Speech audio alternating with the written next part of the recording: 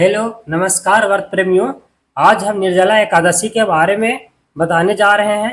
आज हम देखेंगे निर्जला एकादशी व्रत कैसे किया जाता है, इसको करने से क्या लाभ होता है, निर्जला एकादशी करने का क्या विधि है, इस व्रत में हमें क्या क्या मुख्य रूप से ध्यान रखना चाहिए। और हम देखेंगे निर्जला एकादशी व्रत का प्रारंभ कहाँ से हुआ। इसीलिए आपसे रिक्वेस्ट है, आप हमारे वीडियो में लास्ट तक बने रहें। निर्जला एकादशी व्रत का हिंदू धर्म में बहुत महत्वपूर्ण स्थान है। यह व्रत ज्येष्ठ मास के शुक्ल पक्ष के एकादशी को आता है और इसे निर्जला इसलिए कहा जाता है क्योंकि इस दिन बिना जल के उपवास किया जाता है। इस व्रत की कथा पौराणिक दृष्टिकोण से अत्यंत महत्वपूर्ण और रोचक है। यहाँ पर इस व्रत कथा और का महत्व को विस्तार से हम बताने जा रहे हैं। व्रत कथा। निर्जला एकादशी का व्रत भीमसेन से जुड़ा हुआ है। कथा के अनुसार महाभारत काल में 5 पांडवों में से भीमसेन को भोजन का अत्यधिक शौक था। भीमसेन को भोजन के बिना रहना बहुत कठिन लगता था। एक बार पांडवों ने भगवान श्री कृष्ण से एकादशी व्रत के महत्व के बारे में सुना। उन्हें यह भी सुना कि एकादशी का व्रत करने से मोक्ष की प्राप्ति होती है।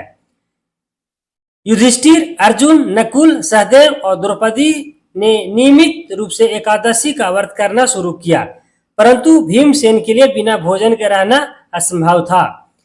भीमसेन ने महर्षि व्यास से अपने मन की बात कही और उनसे सलाह मांगी। व्यास जी ने कहा, यदि तुम हर एकादशी का व्रत नहीं कर सकते हो तो एक ऐसा व्रत करो जो सभी एकादशियों के व्रत के बराबर फल दे। उन्हें भीमसेन को ज्येष्ठ शुक्ल पक्ष की निर्जला एकादशी का व्रत करने का सुझाव दिया। इस व्रत में अन्न और जल का त्याग करना आवश्यक है। व्यास जी ने कहा, इस एक व्रत का पालन करने से सभी एकादशियों को व्रत का पुण्य मिलता है। भीमसेन ने इस व्रत का पालन करने का निश्चय किया। उन्हें पूरे दिन और पूरे रात बिना अन्न और जल ग्रहण किए बिताया। इस प्रकार भीमसेन ने निर्जला एकादशी व्रत का पालन किया और उन्हें सभी एकादशियों का पुण्य प्राप्त हुआ। इस व्रत के प्रभाव से भीमसेन को अत्यधिक पुण्य मिला। अंततः उन्हें मोक्ष की प्राप्ति हुई। अब आगे हम देखते हैं इस व्रत का महत्व क्या है। निर्जला एकादशी का व्रत विशेषकर उन लोगों के लिए महत्वपूर्ण है जो किसी कारणवश नियमित रूप से एकादशी का व्रत नहीं कर पाते।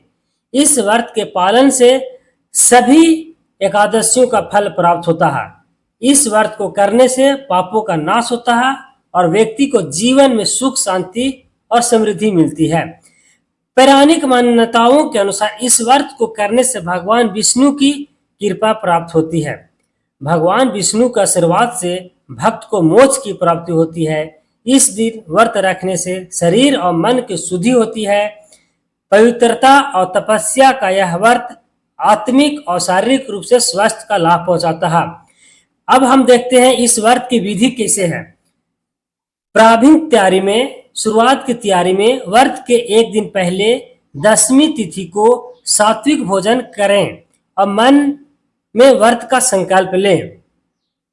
व्रत का प्रारंभ एकादशी के दिन ब्रह्म मुहूर्त में उठकर स्नान करें और स्वच्छ वस्त्र धारण करें। भगवान विष्णु की पूजा का संकल्प लें और निर्जला व्रत का आरंभ करें। पूजा का विधान: भगवान विष्णु की प्रतिमा का चित्र के समक्ष दीप जलाएं, धूप अर्पित करें और फूल चढ़ाएं। भगवान विष्णु का ध्यान करें और विष्णु सहन नाम का नाम लें। मंत्र और जाप: दिन भर भगवान विष्णु के मंत्रों का जाप करें और धार्मिक ग्रंथों का पठन करें। जाप ऐसा करना है: ओम नमो भगवते वासुदेवाय। मंत्र का जाप विशेष लाभकारी माना गया है। भोजन का हमें त्याग करना है। इस दिन अन्न और जल का पूर्णतः त्याग करें। यदि संभव हो तो बिना जल ग्रहण किए दिन भर रहें। यदि स्वास्थ्य की समस्या हो तो थोड़ा जल पी सकते हैं। रात्रि में जागरण करना चाहिए। रात्रि को जागरण करें, भगवान विष्णु की कथा और भजन का कीर्तन करें, धार्मिक चर्चा और सत्संग का आयोजन करें। व्रत का पारण: द्वादशी तिथि के दिन ब्रह्म मुहूर्त में स्नान करके पूजा करें, भगवान विष्णु को नैवेद्य अर्पित करें, उसके बाद ब्राह्मणों को भोजन कराएं और दान दक्षिणा दें। व्रत का पारण विधि पूर्वक करें। व्रत से हमें लाभ है।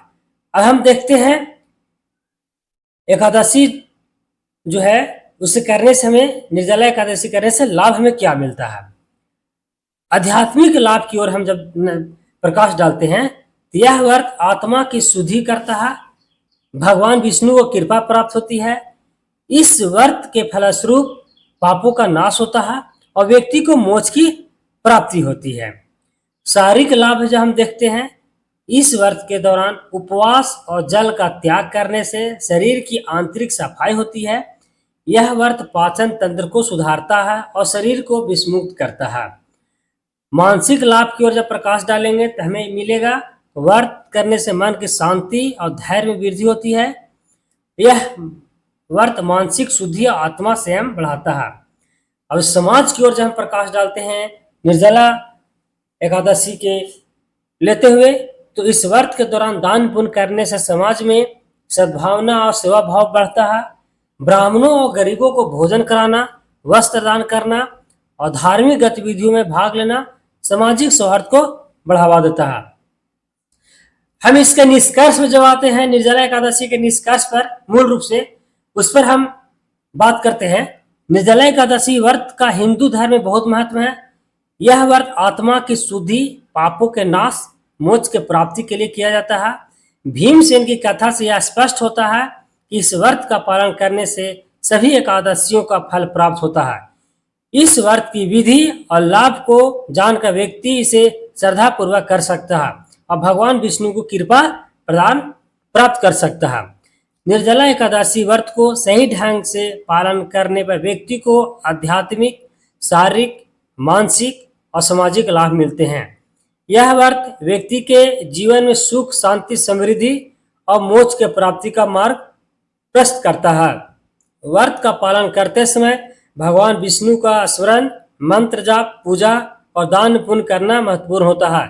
इस व्रत को श्रद्धा और भक्ति के साथ करने से भगवान विष्णु को कृपा और आशीर्वाद प्राप्त होता है। सभी निर्जला व्रत प्रेमियों से मेरा आग्रह है, कृपया इस वीडियो को लास्ट तक देखें। उसके बाद चैनल को लाइक, कमेंट और सब्सक्राइब जरूर कर दें। व्रत प्रेमियों, आपसे क्षमा मांगता हूं अगर किसी तरह का मैं गलत वर्ड का यूज किया हूं। अगर मेरे द्वारा बोला गया शब्द गलत हो तो इसके लिए क्षमा मांगता हूं। हमने काफ़ी कोशिश किया है सही बताने का, लेकिन फिर भी अगर गलत आपको लगता है तो इसके लिए क्षमा प्रार्थी है। और हमारे वीडियो को लाइक, कमेंट, सब्सक्राइब जरूर कर दें। धन्यवाद।